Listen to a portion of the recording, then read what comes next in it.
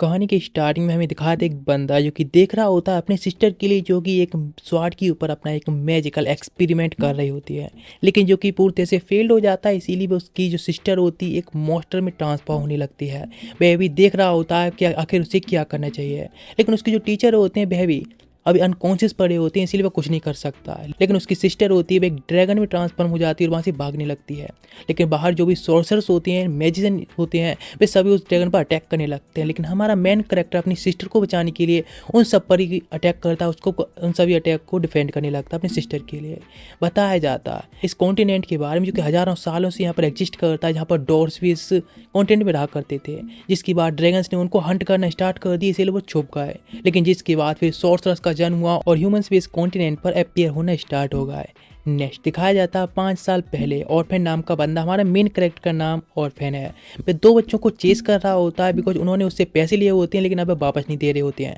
इसलिए आखिरकार अपनी मैजिक को यूज करता है, उनको ढेर करके उनको पीटते हुए कहता है उसके पैसे वापस दें। लेकिन वे लोग कहते हैं उसके पास में पैसे नहीं है, तो उनको अच्छे से पीटने लगता है। लेकिन तभी वहीं पर एक लेडी आती है और कहती है वे दोनों बॉन्टेड हैं जो कि चोरियां करते हैं, इसीलिए उसको अरेस्ट किया जाता है। वे दोनों भागने की ट्राई करते हैं, लेकिन वह निडल्स फेंकती है जो कि डॉच करने की जैसे एक इनोसेंट व्यक्ति पर लग जाती है। लेकिन ऑर्फेन आकर उस लेडी को रोकने लगता है, लेकिन ऑर्फेन सब लेडी कहती है कि प्लीज उस बंदे को हील करे जो कि इनोसेंट ऐसे हर्ट हो गया है। बिकॉज उसे पता होता है कि ऑर्फेन है एक सॉर्सर है जो कि एक्सपेल कर दिया गया है, इसीलिए। लेकिन उसकी पुरानी इवेंट को याद करने लगती किस तरह से एक्सपेल किया गया था। नेक्स्ट वे एक रेस्टोरेंट में गया होता है डेली की तरह ही खाना खाने के लिए और ड्रिंक के लिए। लेकिन वहाँ पर शॉप ओनर का एक सन होता है, इसका नाम मैजिक होता है। वह कहता तुम एक सॉर्सर हो ना, वह काफ़ी ज़्यादा इंप्रेस्ड होता है बिकॉज वो एक असली सॉर्सर है। शॉप ओनर भी जानता है यहाँ पर बहुत सारे लोग हैं जो कि धोखा देते हैं सॉर्सर के नाम पर, लेकिन ऑर्फेन है वह सच में एक सॉर्सर है बिकॉज उसकी गली में जो ड्रैगन टाइप नेकलेस पड़ा है वह टावर ऑफ फेंग नहीं दिया था जब वह सॉर्सर बना था, इसलिए वह एक जेन्युइन सॉर्सर है। मैजिक कहता है कि वह भी सॉर्सर बनना चाहता है, उसकी मदर भी एक सॉर्सर है, इसीलिए क्या वह भी बन पाएगा। वह कहता ऑफ कोर्स। तो वह कहता क्या उसको वह ट्रेनिंग देगा, लेकिन इस बात पर ऑर्फेन कहता हाँ बिल्कुल, लेकिन उसे ट्यूशन फीस देनी होगी। इस बात पर शॉप ओनर कहता है तो मेरे रेगुलर कस्टमर हो, इस तरह से मेरे सन को ठगने की ट्राई मत करो। तो वह कहता है वैसे उसका जो पैसन है और उसकी जो ब्लड लाइन उसकी वजह से आसानी से ही सॉर्सर बन सकता है, एक अच्छा सॉर्सर। लेकिन वहाँ पर दोनों भाई बच्चे आ जाते हैं जो कि पहले चोर भी थे। वे कहते हैं हम तुम्हारे पैसों को रीपे कर देंगे, लेकिन उसके लिए हम कुछ शर्त रख रहे हैं, क्या तुम्हारे साथ में आना चाहोगे। तुरंत ही मान लेता है और एक सूट वूट पहना होता है जिससे कि वे एक जेंटलमैन लग रहा होता है, एक नोबल फैमिली से। लेकिन जब जा रहा होता है तो कहते हैं पर रास्ते में उसको कोई भी क्यों नहीं देखने को मिल रहा है। इस बात पर दोनों चीले कहते हैं बिकॉज यहाँ पर इस तरह से लोग अभी निकलने से डरते हैं, काफ़ी बड़ा खतरा मालूम पड़ रहा है इसीलिए। लेकिन नेक्स्ट दिखाया था सारे सॉर्सरर जो कि उस ड्रैगन को हंट करने की ट्राई कर रहे होते हैं, जो कि ऑर्फेन की सिस्टर होती है।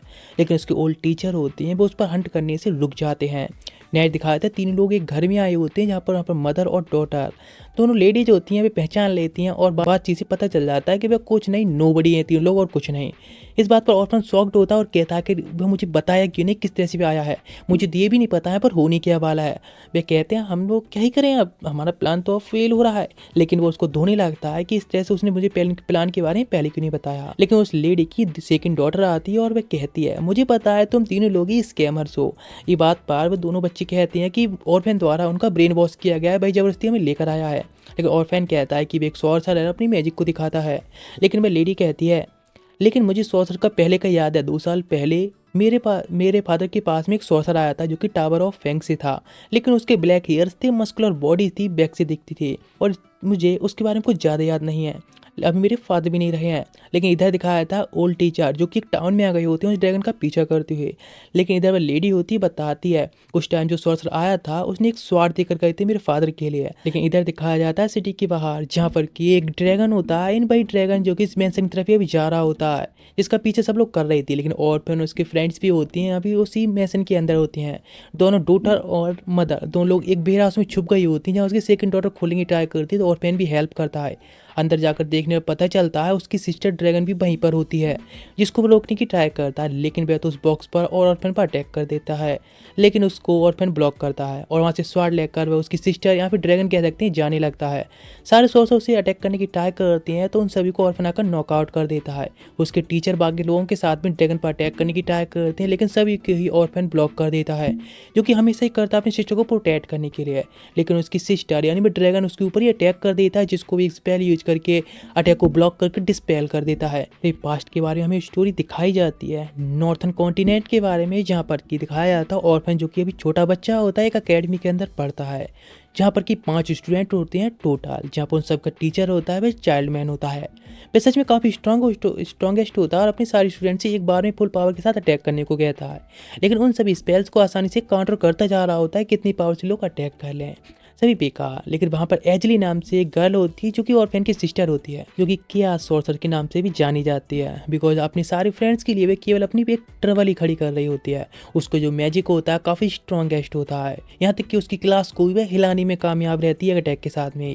लेकिन उसके टीचर आसानी से उसको ब्लॉक कर लेते हैं और सभी लोग इस बात से बहुत दुखी भी रहते हैं, सैड रहते हैं आखिर वो कितना परेशान करती है। लेकिन उसके टीचर की फेवरेट स्टूडेंट होती है, फिर भी उसको क्रिटिसाइज करते हैं और एक्स्ट्रा वर्क देते हैं इतने सब कुछ कियास फैलाने के लिए। नेक्स्ट भी लोग जब बैठे होती हैं तो उसका ब्रदर कहता है इतना कुछ ना करने के लिए उसे थोड़ा शांति से भी काम करना चाहिए, थोड़े कम पावर यूज करे। लेकिन वह तो कहती है तुम तो राइटिंग ज़्यादा अच्छी हो ना, उसमें ही करते रहो, कोई बात नहीं। उसका एक फ्रेंड और होता है, वह भी कहता है सेम ही, हाँ बिल्कुल उसे थोड़ा ध्यान देना चाहिए, बिकॉज हमारी जो दिक्कतें खड़ी हो रही हैं, हमारा क्लास है चाइल्ड मैन का, उसमें जो भी स्टूडेंट्स हैं वह अदर क्लासेस से भी रिपोर्ट्स आ रही हैं कि हम लोग ज़्यादा दिक्कतें खड़ी कर रहे हैं उन क्लासेस को, ऐसा चलता रहा तो हमारी क्लास डिस्बैंड हो जाएगी। वहाँ पर उनका एक फ्रेंड होता है जो कि अलग तरह के कुछ एक्सपेरिमेंट करता है, पसंद करता है, एक रोबोट बनाकर लाता है, लेकिन ऑर्फन जाकर उसे क्रश कर देता है और कहता है कि ये कचरा बना लाए तुम, किसी काम का नहीं है। इस तरह से वे लोग एक दूसरे को चिढ़ाते हैं, एक दूसरे को साथ में हरेस मतलब इसी तरह से एंजॉय करते हैं, आसपास के लोगों को भी परेशान करते रहते हैं, इस तरह की भी छवि बन जाती है। नेक्स्ट दिखाया था ऑर्फन प्रेजेंट में एक जेल के अंदर पड़ा होता है, जहाँ पर उसके दोनों साथियों को भी डाल दिया गया होता है और वो बच्चा कहता है कि तुम्हारी वजह से हम देखो अब कहाँ पर आ चुके हैं। लेकिन ऑर्फन कहता है कि वैसे तो यहाँ से आसानी से ही भाग सकता है, कोई भी उसको यहाँ पर नहीं रोक सकता है, लेकिन फिर भी यहाँ से वह नहीं भागेगा वरना भी एक वांटेड क्रिमिनल में आ जाएगा। वह अपनी सिस्टर को प्रोटेक्ट करना चाहता है, उसको दोबारा से उसके मेन ह्यूमन में लाना चाहता है। वह सोचने लगता है पास्ट के बारे में थोड़ा। 5 साल पहले वह अपने आप को हार मान चुका था कि वह नहीं कर पाएगा, लेकिन उसके सामने उसकी सिस्टर अपीयर हुई और वह कहती है कि उसकी स्पेल को डिस्पेल करने के बारे में वो कोई स्पेल ढूंढे। नेक्स्ट दिखाया था हार्टिया नाम की एक उसकी टीचर होती है, उसके पास आते हैं, उसके टीचर पास में ले आने के लिए कहती हैं। वह पहुंच जाता अपनी ओल्ड क्लॉथ्स को पहन कर उसी जगह पर जहाँ उसके टीचर रहती थी पहले। फिर वह कहता है कि हम इस जगह पर, तो वह कहती है ऑफ कोर्स मैं यहाँ पर अब सेक्रेटरी बन चुकी हूँ। जब अंदर जाते हैं यहाँ उसके ओल्ड टीचर मिलती हैं और वह कहते हैं कि 5 साल पहले की तुम्हें याद है ना, 5 साल पहले उसके टीचर अनकॉन्शियस थे, तो उसकी जो सिस्टर थी एजली, उसका फ्यूनरल की तैयारी की जा रही होती है। लेकिन ऑर्फन बहुत ज़्यादा ही गुस्सा हो रहा होता है इस फ्यूनरल को देखकर। वह कहता है तुम लोग जानते हो कि एजली वे जिंदा भी, लेकिन फिर भी तुम लोग इस बात को डिनाई करने के लिए इस फ्यूनरल को रख रहे हो। मैं ऐसा बिल्कुल नहीं होने दूंगा, यदि तुम फ्यूनरल किसी का रखना ही चाहते हो तो मेरा फ्यूनरल रखो। मैं बना होता बेस्ट सोर्सर थी पूरी के पूरी टावर ऑफ फैंग के अंदर, इसीलिए हर कोई इस चीज़ को जानता है, इसलिए मैं खुद उसको ढूंढ जाऊंगा और आज से मैं अपना नाम चेंज करके रखता हूँ ऑर्फन। अपने नाम को तब से वो ऑर्फन रख लेता है और कहता है कि मैं अपनी सिस्टर को वापस लेकर आऊँगा, मैं कसम खाता हूँ। हार्टिया उसको रोकने की ट्राई करती है लेकिन कोई फायदा नहीं। वह कहती तुम one of the best student हो हमारे टावर ऑफ फैंग के, एजली ने तो कभी भी एग्जाम नहीं लिया था, इसलिए तुम ही बेस्ट हो। ऑर्फन कहता है मेरी सिस्टर सबसे बेस्ट थी, वह टीचर के साथ में एक होली स्वार्ड को अवॉकन करने की ट्राई कर रही थी, लेकिन मैजिक आउट ऑफ कंट्रोल हो गया होली स्वार्ड का, इसीलिए भी एक ड्रैगन में ट्रांसफॉर्म हो गई। इधर दिखाते प्रेजेंट में और चाइल्डमैन बताते हैं कि अब उसने अनकॉन्शियस होने से पहले उस स्वार्ड पर भरोसा किया और इसीलिए उसको स्टूडेंट्स के भरोसे छोड़ दिया, लेकिन उस स्वार्ड को उस मैन ने इस नोल फैमिली में लाकर रख दिया जिससे कि वहाँ पर वह सेफ रह सके, जिसकी बात से वहाँ पर थे। लेकिन हम कह सकते हैं कि एजली है जो कि ह्यूमन फॉर्म में आने के बाद उस स्वार्ड को वापस लेती, लेकिन अभी वो स्वार्ड को लेकर जा चुकी है, इसीलिए उसके पास में ब्लैक एंड वाइट दोनों तरह की मैजिक्स की अच्छी समझ है। इसीलिए हम चाहते हैं उस एजली को खत्म कर दिया जाए और उसके लिए मैं केवल तुम पर ही भरोसा कर सकता हूँ और मैं चाहता हूँ कि तुम हमारे साथ में आकर एजली को खत्म करने में हेल्प करो, बिकॉज तुम इकलौते हो जिस पर हम लोग भरोसा कर सकते हैं। इस बात पर हार्टिया भी कहती है हाँ बिल्कुल तुम्हें टीचर की बात सुननी चाहिए और तुम्हारे लिए काफ़ी अच्छा होगा, तुम टावर ऑफ फैंग में वापस आ जाओगे, अपनी रेपुटेशन को भी वापस पालोगे। इस बात के लिए फिर भी वह मना कर देता है कि ऐसा कुछ नहीं करने वाला है, लेकिन टीचर बताती हैं कि उन्होंने स्वार्ड को अजलिया से लेने से पहले ही वहाँ पर एक ट्रैकर लगा दिया था, इसीलिए यदि तुम नहीं जाओगे तो तुम कभी अपनी सिस्टर को नहीं देख पाओगे। आज रात ही हम निकलने वाले हैं, यदि तुम आना चाहो तो तैयार रहना। नेक्स्ट वह अपने घर वापस आ जाता है और सारी प्रिपरेशन करने लगता है, लेकिन जब वहाँ पर मैजिक आता है तो उसे कहता है कि वह वापस जरूर आएगा उसके रेंट को चुकाने के लिए। इधर आ गया होता नोल फैमिली जहाँ पर उसकी जो रूफ टूट गई थी उसको दोबारा से रिपेयर कर देता है, लेकिन वह लेडी होती है वो उसको उस रिपेयर के बदले में उसे एक रिंग देती है। जिस रिंग को वह देखता है तो पहचान जाता है ये उसकी सिस्टर की रिंग होती है। वह शॉक्ड होता है आखिर ये कहाँ से मिली, तो पता चलता है स्वॉर्ड के साथ में भी यही रिंग आई थी। वह सोचता है इस रिंग का यूज करके हम आसानी से एक पावरफुल अटैक को ब्लॉक कर सकते हैं। फिर जाने लगता है, सोचता है अपने सिस्टर को वह बचा कर रहेगा, सेव करके रहेगा, उन सारी सोर्सर से एस्केप करने में हेल्प करेगा। पहुंच जाते वहाँ पर सारे जो भी सोर्सर्स होते हैं, लेकिन वहाँ पर उसको कॉमिक कुरोन नाम का उसका जो फ्रेंड होता है वह मिलता है, जो कि एक साइंटिस्ट तौर पर पता नहीं क्या क्या बनाता था वही। लेकिन वह देखता है तो वह सभी लोग बहुत चेंज हो गए होते हैं। लेकिन और फिर सोच रहा होता है कि इस तरह से अपनी फीलिंग्स को, पुरानी इमोशन को सामने नहीं आने देगा अपनी सिस्टर को प्रोटेक्ट करने के लिए। लेकिन वह देखता है कि वो जो उसके टीचर है उन्होंने एक वाइट सॉर्सर को बुलाया होता है, वाइट मैजिशियन को, जिससे कि एजली को पकड़ सकें, उसे कैद कर सकें। लेकिन सारे लोग ये विचार रहे होते हैं जिनमें केवल स्ट्रॉन्गेस्ट लोग ही होते हैं। तो उसके टीचर चार्लमैन कहते हैं हम सारे लोगों को सेक्रीफाइस होने के बाद भी एक न एक बंदा तो उसको पकड़ ही लेगा या मार देगा। नेट दिखाया था दोनों डॉर्स होते हैं जो कि प्रिंसेस के साथ में पीछे पीछे उनका पीछा कर रहे होते हैं, और दोनों ही कहते हैं कि एचओ को पकड़ के हम लोग बेचना चाहते हैं पैसों के लिए। लेकिन प्रिंसेस कहते हैं कि मैं तो बस ऑर्फेन की हेल्प करना चाहती हूँ। लेकिन अचानक से वहाँ पर एक बेयर आ जाता है जिसका सामना तो वे कर नहीं सकते हैं। नेट दिखाया था ऑर्फेन का सीन जो कि सारे लोगों के साथ जा रहा होता है। उनकी जो स्क्वाड होती है पूरी स्ट्रॉन्गेस्ट लोगों से भरी हुई होती है, इसीलिए थोड़ा रेस्ट करने के लिए रुकता है। लेकिन वो सोचने लगता है कि इस तरह से उनके साथ में रहकर वो एजली को प्रोटेक्ट नहीं कर सकता, इसलिए अकेले ही पहले निकल जाता है एजली को ढूंढने के लिए। लेकिन जहाँ से उससे थोड़ी प्रेजेंस महसूस होती है एजली की, तो आवाज़ देने लगता है अपनी सिस्टर के लिए। लेकिन आगे तरफ जा रहा होता है और आवाज़ भी दे रहा होता है, और तभी ऊपर पेड़ के ऊपर जाकर जोर से चिल्लाता है अपनी सिस्टर के लिए। लेकिन अचानक से एक फायर ब्रीथ आती है और सारे जंगल को साफ कर देती है। तो सोचता है कि शायद उसकी सिस्टर उसके लिए रास्ता साफ कर रही है उसे अपने पास लाने के लिए। लेकिन एक फायर ब्रीथ उसके ऊपर भी अटैक करती है, वह डॉज करता है और उसे रोकने की ट्राई करता है। लेकिन एजली के सामने वह कितना स्ट्रॉन्ग नहीं होता है कि उसके अटैक को रुक भी सके, इसलिए ब्लॉक करने की ट्राई कर रहा होता है। उसके बाद भी काफ़ी ज़्यादा इंजर्ड हो जाता है और पीछे जाकर गिरा होता है। वहाँ पर सारे लोग होते हैं, सोल्जर्स भी आ जाते हैं, अटैक करने को तैयार होते हैं। कॉमिक कोरोन आती है और जो कि ऑर्फेन को हेल करता है। लेकिन तभी वाइट मैजिशियन सामने आकर उस ड्रैगन को कैद करने की ट्राई करने लगता है, लेकिन कोई फायदा नहीं, वह एक फायर ब्रीथ के चपेट में आ जाता है और मारा जाता है। नेट दिखाया था सारे लोग होते हैं बढ़ चुकी होती हैं, इधर उधर से अटैक करने लगे होते हैं। ऑर्फेन तभी स्वॉर्ड को देख लेता है, स्पीड से जाने लगता है और स्वॉर्ड को उठा भी लेता है और भागता है, जिससे कि उसे पता है एजली उसका पीछा करेगी। लेकिन इधर उसके मास्टर होते हैं जो हार्ट से कहते हैं उसको रोकने के लिए। लेकिन तभी जब कॉमिक उसको रोकने की ट्राई कर रहा होता है तो कॉमिक कुरोन भी मारा जाता है उस फायर ब्रिज से ही। नेट पहुंच चुकी होती है हार्डिया उसके पास में और कहती है तुम्हें पता है तुम यदि सामना करते, थोड़ा हेल्प करते तो शायद कॉमिक कुरोन नहीं मारा जाता। तुम आखिर ये क्या कर रहे हो, हमारी थोड़ी हेल्प करो इसमें। लेकिन वे इस चीज़ को बिल्कुल मना करता, कहता नहीं उसका साथ नहीं दे सकता अपनी सिस्टर को हंट करने के लिए। नेक्स्ट वे उसके साथ फाइट के लिए तैयार होती है और डार्कनेस को यूज करके फाइट करने लगती है। लेकिन वे अभी अपनी मैजिक ट्रिक यूज करके उसको काउंटर करता है। अचानक से प्रिंसेस होती है स्पीड से आ रही होती हैं, बियर से भागती है और इस तरह से हार्डली हट कर देती हैं कि हार्डी वहीं पर ढेर हो जाती है, जिसके बाद बियर को ढेर करने में और फिर उसकी हेल्प करता है। उसके बाद फिर हार्डिया को हेल करके कहता है चलो मैं तुम्हारी हेल्प करूंगा। वापस आने के बाद पता चलता है सारे सोर्सर अभी ढेर हो चुके होते हैं। यहाँ पर केवल चार्लमैन ही फाइट कर रहा होता है, तो ऑर्फेन भी हेल्प करने लगता है। लेकिन इसी सब के बीच में एक मौका मिलता है, तो तभी अटैक करने लगता है चार्लमैन उस ड्रैगन के ऊपर। लेकिन ऑर्फेन तभी उस अटैक को ब्लॉक करने लगता है। लेकिन तभी उसके पास में चार्लमैन आता है और अटैक कर देता है। उस एक हिट के बाद वे काउटियंस एक पावरफुल स्पेल यूज करते हैं, जिससे कि पूरी जगह तबाह हो जाती है और यहाँ तक कि ड्रैगन भी तबाह हो जाता है। जिसके बाद वे ऑर्फेन को हील करते हैं और फिर वे ड्रैगन के पास उसे जाने देते हैं। लेकिन जो उसकी नेक बॉडी बची होती है छोटी सी, उसके पास जाता है और वे लोग वहाँ से स्वाड लेकर निकल जाते हैं। अचानक से उससे एक आवाज़ आती है और लास्ट पलों में से कुछ महसूस होता है कि कुछ तो अलग है। नेक्स्ट वीक रिंग को लेकर बैठा होता है और फिर उसके पास में चाइल्डमैन आता है, जिसको उसने यहाँ पर बुलाया होता है और कहता है मुझे पता है तुम चाइल्डमैन नहीं हो बल्कि तुम एजली हो। दैट्स राइट, तुम लोगों की बॉडीज हैं या फिर कॉन्शियसनेस एक दूसरे से चेंज हो चुकी हैं। एजली कहती है ऑफ कोर्स मुझे पता था कि इकलौते तुम ही हो जो कि मुझे पहचान पाओगे ब्रदर, और मुझे पता अब तुम मेरे भी सबॉर्डिनेट बनोगे या मेरा साथ दोगे। इसीलिए जिस दिन हम लोग एक्सपेरिमेंट कर रहे थे उस स्वाड के साथ में, उस दिन मैं एक ड्रैगन में ट्रांसफॉर्म हो गई थी। लेकिन उसके 5 साल बाद जो चाइल्डमैन उसको ढूंढने के लिए गया तो इसीलिए उसने चाइल्डमैन को पहचान लिया और उसके साथ में अपनी कॉन्शियसनेस को एक्सचेंज कर लिया। उसे नहीं पता था आखिर वह सोली स्वाड कहाँ पर है, इसीलिए चाइल्डमैन को उसने उसको ढूंढने दिया और जिसके बाद में उसने उस स्वाड को उससे ले लिया। That's all. और वैसे ये होली स्वाड है जिसका यूज करके हम आसानी से किसी की भी कट की जाता है उसका आसानी से चेंज हो सकते हैं। और इसीलिए मैं तुम्हारे साथ ही बस रहना चाहती थी। लेकिन वह कहता है कि वैसे तुमने हमें धोखा दिया है और कुछ नहीं, मैं और चाइल्डमैन हम लोग चाहते थे बस तुमको सेव करना, तुम असली फॉर्म में लाना चाहते थे, लेकिन तुमने हमें धोखा दिया है। लेकिन तभी एजली होती है उस पर अटैक करने लगती है कि शायद वह उसके लिए भी ठीक नहीं है, फिर उसका खरी नहीं उतरा है, इसीलिए उस पर अटैक करती है। लेकिन वह अटैक एकदम डॉच सा हो जाता है, गायब सा हो जाता है और वह उसके ऊपर काउंटर अटैक कर देता है उस अटैक के मिस होते ही। लेकिन वह बताता है उसने उस रिंग को स्वैलो कर लिया, जिसके बाद भी एक अटैक को तो आसानी सर्वाइव कर सकता है। और वैसे अब चार्लीमैन की बॉडी को तो वह ज़्यादा सेफ नहीं रख सकता है, लेकिन फिर भी वह उसको सेव ही करना चाहते थे और कुछ नहीं। जब तुमने उनके साथ में उस कॉन्शियसनेस को एक्सचेंज किया था तब भी उन्होंने रेजिस्ट इसीलिए नहीं किया बिकॉज वह तुमको बस सेव करना चाहते थे। लेकिन एजली का केवल एक ही बात कहना होता है कि वह तो बस एक आइडियल स्टूडेंट बनना चाहती थी चार्लीमैन के लिए। लेकिन वहीं पर उसको शॉर्ट फेंक देता है और फिर दिखाया था पास्ट का सीन, जिस अकेडमी भी एक साथ में स्टडी किया करते थे, जहाँ पर की प्रैक्टिस भी किया करते थे। लेकिन कह सकते हैं कि एजली एक ट्रबल मेकर मानी जाती थी, जिसको ऑर्फेन समझाने की ट्राई भी करता था लेकिन कोई फायदा नहीं।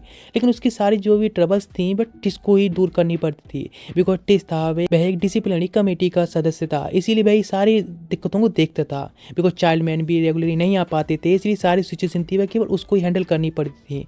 और यहाँ तक कि वह एजली को वार्निंग भी करता है, यदि वैसे ऐसे करता रही तो आगे चल के उसको बनता जो हिट दी जाएंगे उसे पनिशमेंट के तौर पर। लेकिन वह ऑर्फन से भी कहता है कि इस तरह से डीप सी बात करता है ना, लेकिन बेबी उसके लिए ठीक नहीं है। नेक्स्ट दिखाया तो वहाँ पर मार्टिया आते हैं और कहता है कि हे तुम्हें पता है मैंने कभी अभी कुछ लड़कियों को देखा था, क्या तुम चलोगे? लेकिन इस बात पर एजली उसको बिल्कुल भड़कती हुई कहती है आखिर तुम्हें हिम्मत कैसे हुई, तुम उनमें से किसी से बात करने को नहीं जाओगे, नहीं उन्हें देख नहीं पा रहे हो। इस तरह से पंच मार, लेकिन वहाँ बीच में आ जाती है कॉमिक रन जिसके ऊपर एक पंच हिट होती है जिससे बेचारी ढेर हो जाती है। नेक्स्ट बताती है यहाँ पर अपनी एक्सपेरिमेंट के बारे में बात करनी आती है जो कि आउट ऑफ कंट्रोल हो चुका है। बढ़ाकर देखती हैं तो वह काफ़ी तबाही मचा रहा होता है, उसके ऊपर कोई भी अटैक करता है तो सारे अटैक को रिफ्लेक्ट भी कर पा रहा होता है। और तभी मार्टी पर इस पर अटैक करती है अपनी विंड मैजिक से, जिसको रिफ्लेक्ट कर देता है उसके ऊपर ही। लेकिन तभी ऑर्फन एक अपनी लाइट मैजिक से अटैक करता है जिससे कि उसके हाथों पैरों को दोनों को एकदम बेकार कर देता है। ऊपर से टिस भी अटैक करता है, उस पूरी मैटर को संभाल लिया जाता है। नेक्स्ट डे एजली होती है उसको जगाती है और कहती है मेरे साथ आने के लिए। वो लोग कैरेज में जा रहे होते हैं तो ऑर्फन पूछता है कि हम लोग कहाँ जा रहे हैं, लेकिन तब उसे पता चलता है कि वो लोग होम टाउन की तरफ जा रहे हैं। उसकी सिस्टर भी उसे बताती है हम लोग एक विजिट के लिए जा रहे हैं। लोग वहाँ से निकल जाते हैं, अपनी सिटी में आ चुके होते हैं जहाँ पर उन्हें पता चलता है सारी जगह तबाह हो चुकी होती है। फिर लेकिन यहाँ पर एक ऑर्फेन में रहते हैं और वहाँ पर ऑर्फेन में आ भी जाते हैं, जहाँ पर वे देखते हैं अपने पास्ट के बारे में याद करने लगते हैं कि जिसके साथ में जब आए थे तो टिस भी आया था। वे लोग अपनी पास्ट की मेमोरीज को याद करने लगते हैं, लेकिन साथ में वे रहा करते थे, उनके बीच में काफ़ी अच्छा एक लगाव भी कह सकते हैं। लेकिन जिसके बाद से दोनों लोग थे वे वहाँ से ले जाए गए थे टावर ऑफ फेंग की तरफ, जिसकी वजह से वह अकेला यहाँ पर बचा था। लेकिन तब वहाँ ग्रेप्स के पास में आते हैं जो कि जान पहचान वाले लोगों की ग्रेप्स होती हैं, जिनको कुछ फ्लावर्स रखते हैं। लेकिन पीछे देखता है तो वहाँ से एजली गायब हो चुकी होती है, इसीलिए वे खंडर से में आई होती है। नेक्स्ट उसका पीछा करते हुए ऑर्फन पहुँच जाता है, उसको ढूंढने की ट्राई कर रहा होता है, आवाज़ दे रहा होता है लेकिन कोई फायदा नहीं, उसको कोई आवाज़ नहीं आ रही होती। लेकिन उसे एक आवाज़ आती है कि वह इस ऑर्फन में जाकर अपनी सिस्टर को प्रोटेक्ट करे। पहुँच जाता है ऑर्फन में जहाँ उसे काफ़ी ज़्यादा शांत माहौल दिख रहा होता है, इसलिए अपनी स्वाड को निकाल के अंदर तरफ चला जाता है। लेकिन गिरने की वजह से उसकी स्वाड उससे दूर गिर जाती है। उसके ऊपर अचानक से कुछ मड मॉन्स्टर से अटैक करता है जिसको अपनी मैजिक से डिस्ट्रॉय कर देता है। आगे चल के ऊपर उसके ऊपर एक बकेट गिरती है जिसको वो हटाता है, लेकिन जब वो ऊपर तरफ जाता है कुछ स्टेयर्स के ऊपर तो उसके ऊपर एक क्लॉथ गिरता है जिससे वह डर जाता है। लेकिन आगे तरफ जाने के बाद पता चलता है कि उसकी सिस्टर होती है वहाँ पर एकदम अनकॉन्शियस पड़ी होती है। एक घोस्ट टाइप कुछ चीज़ होती है जिस पर अटैक करने लगी होती है बार बार, जिसको देख भी नहीं पा रहा होता है। लेकिन वह काफ़ी स्ट्रॉन्ग भी होती है, वह सोचता है यदि उसके एक अटैक करेगा तो शायद इस पूरा घर भी उसके अटैक को नहीं सह पाएगा। इसी के लिए उसके पास एक ही रास्ता बचा होता है और वह एक स्ट्रॉन्गेस्ट अपनी स्पेल को यूज करने लगता है जिससे पूरे ऑर्फेन को ही कोलैप्स कर देता है। एक ब्लास्ट के साथ में सब खत्म। लेकिन दिखाया तो उसकी सिस्टर वे जो बैठी होती है और एजली कहती है क्या मैं ऑर्फेन से हार चुकी हूँ। नेक्स्ट पे ऑर्फेन के पास जाती है और उससे कहती है क्या तुम ठीक हो, लेकिन वो उस पर भड़कने लगता है और कहता है तो इस तरह से उसके ऊपर ट्रिक कैसे यूज कर सकती मुझे पता है, इस तरह से बकेट की और क्लॉथ की जो ट्रिक्स हैं वे केवल तुम ही यूज करती हो, इसलिए तुमने ये सारी यूज की थी ना, और तुम इस तरह मजाक करना बंद करो, तुमको ज़्यादा ही आगे चली गई हो। वह कहते उसे नहीं पता आखिर वह इस बारे में बात कर रहा है। वह कहने लगता है ऑफकोर्स मैं जानता हूँ ये सब तुमने ही किया है और इस तरह से तुम कुछ ज़्यादा ही कर रही हो, आज का मजाक कुछ ज़्यादा ही था। वह कहने लगती है हाँ ठीक है, और एक अपने पास से उसका नाइफ देती हुई कहती है मुझे माफ़ करना, हाँ मैं ही थी, और वहाँ से वह आगे तरफ निकल जाती है। लेकिन वह कहती है यदि फ्यूचर में कभी वह उससे खो जाए या फिर अलग हो जाए तो उसका वह ख्याल रखना, उसको वह ढूंढने के लिए वापस जरूर आना। नेक्स्ट प्रेजेंट में दिखाया जाता है और फैन जो कि उसने अपने सिस्टर को छोड़ दिया होता है, उसको नहीं मारा होता है जान से, और सोचता है उसकी जो असली जो मेरी सिस्टर थी उसको मैं खोज कर वापस ही रहूँगा। मतलब उसकी जिस तरह से चेंज हो गई उसको वापस करने के बाद वह कैरेज में से कहता है मुझे पता है तुम लोग अंदर ही हो, तुम बाहर आओ। उसे भी पता होता है वे लोग कौन है। वह कहता है जब से कैरेज मुझे दी गई है तब से तुम लोग यहाँ पर छुपे हुए हो, आखिर बताओ मेरा तुम पीछा क्यों कर रहे हो। इस बात पर प्रिंसेस होती है यानी लेडी, वह कहती है ऑफ कोर्स मैं इस पूरे वर्ल्ड को देखना चाहती हूँ, तुम्हारे साथ में इस वर्ल्ड में बाहर घूमना चाहती हूँ, लेकिन मैजिक कहता है मैं तुमसे मैजिक सीखना चाहता हूँ, इसीलिए मैं तुम्हारे साथ हूँ, यहाँ तक कि अपनी ट्यूशन फीस भी देने वाला हूँ। और वैसे बात किया तो अपने फादर से मैं इस बारे में डिस्कस कर चुका हूँ, इसी चिंता की बात नहीं है। लेकिन वह कहता है इस लेडी को भी मैं जानता हूँ बिकॉज हम लोग सेम स्कूल में जाते थे। लेकिन वह लेडी पूछती है आखिर हम लोग अभी कहाँ जाने वाले नेक्स्ट। तो मैजिक चेक कर कहता है वैसे हम कहाँ जाने वाले हैं। तो ऑर्फन बताता है हम लोग जाने वाले हैं टावर ऑफ फैंग, जहाँ पर मुझे कुछ काम है करने के लिए। नेक्स्ट वे लोग जंगल के अंदर एंट्री कर चुके होते हैं, अंदर जाने लगे होते हैं। इसे थोड़ी देर रुक जाते हैं जहाँ पर क्लियर होती है, बात लेने लगी होती है, लेकिन मैजिक उसकी रखवाली कर रहा होता है। लेकिन वह खुद ही मैजिक यूज करके उस पर थोड़ी सी पीक कर रहा होता है। इस बात पर वह कहती शायद मुझे ऐसा लग रहा है कि कोई मुझे देख रहा है, लेकिन वह कहता नहीं तुम्हारा कोई बहम होगा। अचानक से ऑर्फन वहाँ पर आकर उसे किक मारती हुई कहता इस तरह से बेकार काम के लिए तो अपने मैजिक यूज कर रहे हो, उसको ढेर कर देता है। वह कहते कि बाहर सब कुछ ठीक चल रहा है, लेकिन बाहर आ जाती है और उसको वह देख भी लेता है नेकेड, इसीलिए उसके ऊपर एक स्टोन मारती है, वह ढेर हो जाता है। नेक्स्ट दिखाया जाता है लेकिन ऑर्फन सोच रहा होता है ये सब मैजिक को यूज करना सीखने में ही मुझे 3 साल लग गए थे, लेकिन मैजिक तो उसको केवल 2 वीक में ही सीख चुका है इतना यूज करना। इस तरह से उसकी परफॉर्मेंस चलती रही तो शायद 1 साल के अंदर ही वह और एक सॉर्सर भी बन जाएगा। उसकी ये सब ब्लड लाइन का ही कमाल है। इस बात पर क्लियर कहती है वह बिल्कुल और फैन की तरह लग रहा है बिकॉज और फैन की उसने क्लॉथ्स पहने हैं। इस बात पर और फैन कहता हाँ तुमने भी तो मेरी पैंट पहनी है ना, इसमें क्या ही अलग है। इस तरह से वो आगे तरफ जाने लगे होते हैं। अब तक उन्हें आगे चल के 3 हफ्तों का और सफ़र तय करना होगा, जिसके बाद ही वे इस पूरे जंगल से बाहर निकल पाएंगे। लेकिन यहाँ पर वो एक दूसरे रास्ते को ले लेता है जिससे कि आगे एक चेक पॉइंट है उसकी नज़र में ना आ सके। वहाँ से चेक पॉइंट से नज़र आने के बाद वे लोग आगे चर्च में खबर कर देंगे। जो चर्च है वो एक ऐसी रिलीजियस ऑर्गेनाइजेशन है जिसको बिल्कुल ही हेट करता है, जिसके साथ में जो भी सॉर्सर्स होते हैं उनको भी बहुत हेट करता है, इसलिए उन सबसे छुप कर वहाँ से जाना चाहता है। नेक्स्ट वो लोग रात में लोग होते हैं तो उसका सारा फूड ही अब खत्म हो चुका होता है बिकॉज उसके साथ में तो फूड ही आए होते हैं, इसीलिए वह कहता है इस तरह से मेरा खाना ही नहीं चल पाएगा। इस बात में क्लियर होती है, वह कहती है मैं खाना पकाना जानती हूँ और पकाने की ट्राई करती है, लेकिन उसको कोई भी नहीं खा सकता है। इस बात पर वो लोगों की बहस होती है तो मैजिक कहता है तुम लोग को मैं खाना ढूंढने जाता हूँ। जब बाहर जाता है तो खो चुका होता है और उसके ऊपर किसने का अटैक करने की ट्राई करता है तो मैजिक से ब्लॉक कर लेता है। एक लेडी आती है और गर्ल कहती है हे तुम आखिर यहाँ पर क्या कर रहे हो और तुम एक सॉर्सर हो ना। वह कहता हाँ अपने मास्टर के साथ में आया है। तो वह कहती है अपने मास्टर के साथ में तुम यहाँ से जा सकती हो बिकॉज ये जो जंगल है वो एक भूल भुलैया की तरह है, मैं इस जंगल द्वारा यूज की जा रही हूँ, इसीलिए मैं तो यहाँ से नहीं जा सकती, लेकिन तुमसे रिक्वेस्ट है कि तुम इस जंगल को जल्द से छोड़कर चले जाओ, ये जंगल बहुत ज़्यादा खतरनाक है। और वह बताती है उसका नाम फियोना है और यहाँ पर एक विलेज में रहती है जिस विलेज को बाहर का कोई भी नहीं ढूंढ सकता है, इसलिए उसे वहाँ से जाने के लिए कह रही होती है। वह कहता है उसे कुछ फूड की ज़रूरत है, क्या उसके विलेज से मिल सकता है, लेकिन उसके विलेजर्स होते हैं वहीं पर आ चुके होते हैं। ऑफकोर्स सामान्य फूड की कमी थोड़ी ना है, आप तो बस गाड़ी लेकर आओ और भर के ले जाओ। लेकिन वह कहती है इस तरह से उसको वह हट ना करे, मैजिक को प्रोटेक्ट करने लगती है, लेकिन पीछे से भी उसने कुछ बंदों को भेज दिया होता है मैजिक की साइड से भी, और इसीलिए अब कहते हैं तुमने इस तरह से और बार बार को हेल्प करने की ट्राई की इसलिए तुम्हें सजा मिलेगी। इधर दिखाया जाता है और फैन वह भी क्लियर को प्रोटेक्ट करने की ट्राई कर रहा होता है और ब्लेजर के साथ फाइट कर रहा होता है, लेकिन इधर मैजिक होता है उस गर्ल के साथ में होता है और एक मैजिक ट्रिक यूज करता है जिससे उनको डिस्ट्रैक्ट करके वहाँ से भागने लगे होते हैं। लेकिन उस बंदे के पास में एक गन भी होती है और वह शूट कर देता है, जिसके साथ ही मैजिक वहीं ढेर। नेक्स्ट दिखाया था और फैन जो कि सारे विलेजर्स को अब ढेर कर चुका होता है और फिर न्यू ट्रिक को भी यूज कर पा रहा होता है, यानी न्यू मैजिक। नेक्स्ट लोग वहाँ से निकल जाते हैं और आई तरफ देखने लगते हैं। दिखाया था दोनों डॉर होते हैं उनको भी यहाँ पर कैद कर लिया गया होता है। सीधा कहते हैं तो ऑर्फन के जो भी लोगों पर अटैक हुआ है उन सब के पीछे भी इनका ही हाथ होता है क्योंकि इनको मजबूरी में उनके लिए काम करना पड़ रहा होता है। ये लोग बस यहाँ से भागने की ट्राई कर रहे हैं। नहीं दिखाया जाता और फैन देख लेता उनके ब्लेज को और कहता है वहाँ पर जो टावर है वहीं पर ही मैजिक को कैद करके रखा गया होगा, लेकिन वहाँ पर एक झंडे को देखता है और कहता है ओह मैं समझ गया ये तो ड्रैगन ट्राइब के लोग हैं। बताना स्टार्ट करता है इस वर्ल्ड के अंदर 2 तरह की ट्राइब्स हैं, एक है गॉड ऑफ ट्राइब्स एंड एक है ड्रैगन ट्राइब्स। दोनों ट्राइब्स के अलग अलग लोग हैं, एक दूसरे को दुश्मन भी माने जाते हैं। तो पूछती है आखिर हम लोग गॉड ट्राइब से आते हैं तो फिर भी हम ड्रैगन का सिंबल क्यों यूज करते हैं। तो बताते ही बहुत पहले की बात है, यहाँ पर 6 तरह की ड्रैगन ट्राइब्स रहा करती थी जो कि माना जाता था कि गॉड्स की पावर को चुरा लिया है, उन्होंने खुद के लिए यूज कर रहे हैं। उन सब की एक लीडर थी वे एंजल, जिसका बुलाया जाता था एंजल ड्रैगन ट्राइब। उसने ही सारे जो भी सॉर्सर्स हैं उनको क्रिएट किया, जिनको माना जाता था कि वे एक हाफ ह्यूमन और हाफ गॉड्स हैं। उनके पास इतनी पावर होने के बाद इसीलिए उन्होंने ड्रैगन्स को खत्म करने के लिए भेज दिया गया। अभी उन सॉर्सर को भी माना जाने लगा कि उन्होंने भी गॉड्स की पावर को चुराया है। इसीलिए उन ड्रैगन ट्राइब्स के बीच में और जो भी सॉर्सर्स हैं उनके बीच में फाइट स्टार्ट हो गई। लेकिन वे एंजल तो यहाँ से खत्म हो गई, उसके सारे साथ के में ही फाइट भी खत्म हो गई। लेकिन कुछ लोग अभी भी हैं जो कि पुरानी मान्यताओं को मानते आए और अपने खुद एक ड्रैगन ट्राइब को इस तरह से स्टैब्लिश कर लिया है और सॉर्सर को दुश्मन मानते हैं। लेकिन नेक्स्ट में देखते हैं तो विलेज के अंदर एक स्पेल एक्टिव होने लगती है, जहाँ से कोई बंदा आता है जिसको देखने लगती हैं और कहते हैं ओ तो ये विलेज का मास्टर है और इसका नाम होता है फैनियर। और सब लोग उसको लॉर्ड कहकर बुला रहे होते हैं, उसके पास जाते हैं।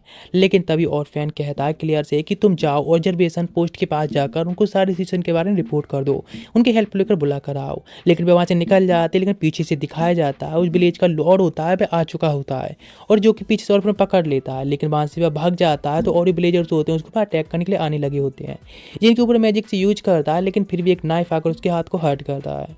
लेकिन पीछे से वही फैनियर आ जाता है लॉर्ड और वह कहता है तुम्हारी कोई इच्छाएं हैं जिनको पूरा करना चाहते हो तो मुझसे हेल्प मांगो, मैं तुम्हारी पूरी पावर्स दूंगा।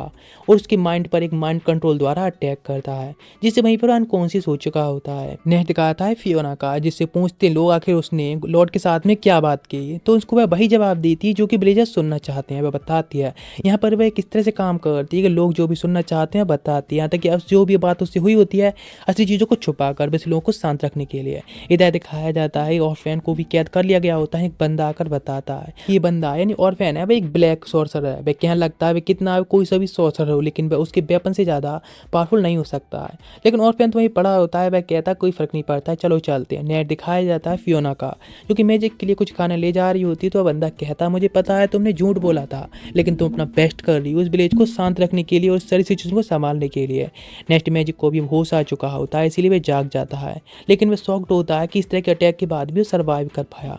तो फियोना बताती है बिकॉज उसने उसी टाइम पर उसके ऊपर हीलिंग मैजिक यूज किया था, इस वजह से वह सर्वाइव कर पाया है, वरना तो शायद वह खत्म हो चुका होता है। वह बताती है वे इस विलेज में इस घर के अंदर अकेली रहती है, उसका कोई पेरेंट्स नहीं है ना ही कुछ है।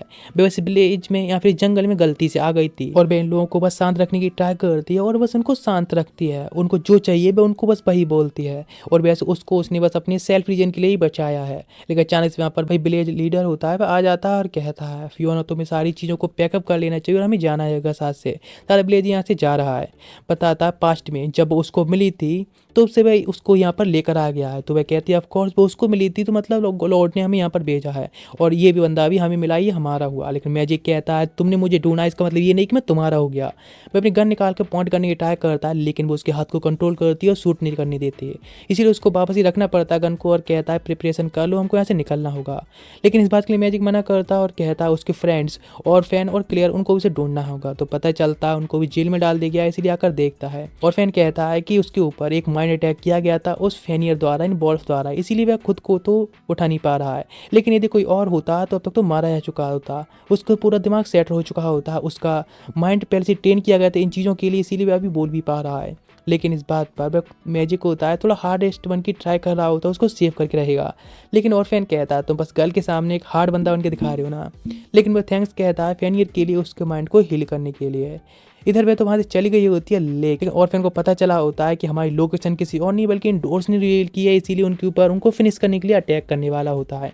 अचानक से मैजिक आकर उनको वहीं पर रोक देता है, लेकिन तभी ऊपर से एक बंदा आता है जिसका नाम सोलू होता है और वह अपने हाथ में एक नाइफ निकाल लेता है और वह अटैक करने के जाने लगता है जिससे ऑर्फेन को खत्म कर सके। लेकिन बीच में मैजिक उसको ब्लॉक करने की ट्राई करता है तो उसे दूर कर देता है और दोनों के बीच में पार्टी स्टार्ट हो जाती है। तो समझ जाता है मतलब अब तक जो ऑर्फेन था वह इतने ना लिख के बस एक्टिंग कर रहा था और वह उसके फॉर्मल नेम को भी बुलाता है, वह पहचान लेता है आखिर वह कौन है। लेकिन इधर क्लियर होती है जो कि फॉरेस्ट रेंजर्स होती है जो इस जगह पर नजर रखते हैं, उनको बुलाकर ले आई होती है और कहती है हेल्प के लिए। लेकिन वे लोगों से एक बंदा कहता है कि हमें ऑर्डर्स दिए हैं कि इस जगह से हमें दूर रहना चाहिए, लेकिन क्लियर स्पीड से भागती चली जाती है। इधर दिखाया था बंदा वह ऑर्फेन को इसलिए जानता है बिकॉज 5 साल पहले ऑर्फेन ने कहा था कि वह चाइल्ड मैन का एक सक्सेसर बनेगा। अपनी स्वाड को निकाल लेता है तो उसको देखकर वह कहता ओ तो तुम मास्टर व्यासेसन जो कि सबसे ज्यादा ही ऐसे सोर्सर को खत्म करती हो, उन लोगों को जब से ज़्यादा खर्च करता है जो कोई चर्च के खिलाफ जाते हैं, इसीलिए एक असेसन होता है। लेकिन कुछ करने से पहले पीछे से एक अटैक होता है और वह ढेर हो चुका होता है।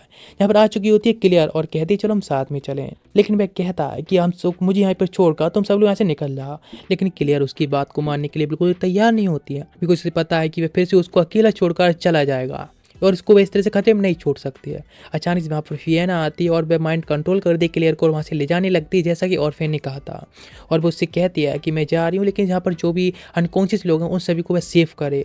और बताती है सालों के बारे में वह जानती है कि भाई एक डेथ मास्टर है, बिकॉज वो उसके माइंड के अंदर झाँक देख चुकी है। लेकिन फिर भी वह चाहती है कि वो उसको भी बचाए, बिकॉज वो इकलौता था इस विलेज के अंदर जो कि उसको ठीक से ट्रीट करता था। लेकिन वह तो यहाँ पर इस विलेज के विलेज चीफ को मारने के लिए आया था चर्च द्वारा, एक चर्च का बंदा है। लेकिन वह यहाँ पर अभी रुक चुका और यहीं पर रहने लगा है। उसका सीधा जो गोल था वह फैनियस्ट को मारने का था। बता दें विलेज चीफ है जो कि अपने गोल को पूरा करने के लिए बहुत सारे वेपन्स गन्स टाइप जैसी चीज़ों को बना रहा है। यहाँ तक कि रॉयल फैमिली ने सबको बैन कर दिया, फिर भी वह फॉरेस्ट ऑफ हार्ट को ढूंढना चाहता है, जिसके बाद अपने कुछ मकसद उनको पूरा करना चाहता है। लेकिन मैं उन सभी लोगों को प्रोटेक्ट करना चाहती हूँ जो लोग भी इस विलेज के अंदर इनोसेंट हैं। मैं उनको सेव करना चाहती हूँ, इसलिए मुझे कुछ रास्ता निकालना होगा। लेकिन उसकी सारी बात सुनने के बाद भी वह कहता है इस तरह से टफ करने की बिल्कुल ही छोड़ दे। वह इस तरह से यदि विलेज चीफ से नहीं निकल सकती है तो इस तरह से टफ बन के भी ना दिखाए। यही तुम्हारे पास सबसे अच्छा मौका है कि तुम यहाँ से भाग सकती हो, यहाँ पे रिलीज हो सकती हो।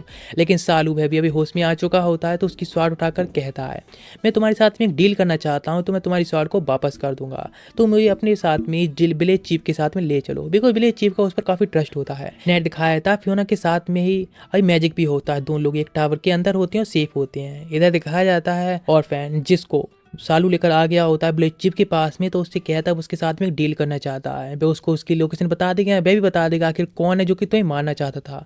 उसके बदले में उसे कुछ शर्त रखनी है। लेकिन इस बात पर सालू पहचान जाता है कि उसको ऑर्फेन धोखा दे रहा है। उसको कुछ करने से पहले उस पर अटैक कर देता है, लेकिन विलेज चीफ उन दोनों के ऊपर अटैक करने लगता है तो उससे डॉज करते उसके ऊपर एक मैजिक से अटैक कर देता है, जिस बहुत बड़ा ब्लास्ट होता है। लेकिन विलेज चीफ होता है वह अभी हार नहीं मानता और अपनी गन को सामने जब हिट करता है तो गन ब्लास्ट हो जाती है और वह खुद ही मारा जाता है। मरने से पहले एक बात जरूर कहता है कि चर्च कुछ ऐसी चीज को छुपा रहा है जो कि बहुत ज्यादा भयानक और पूरे वर्ल्ड को ही डिस्ट्रॉय कर सकता है।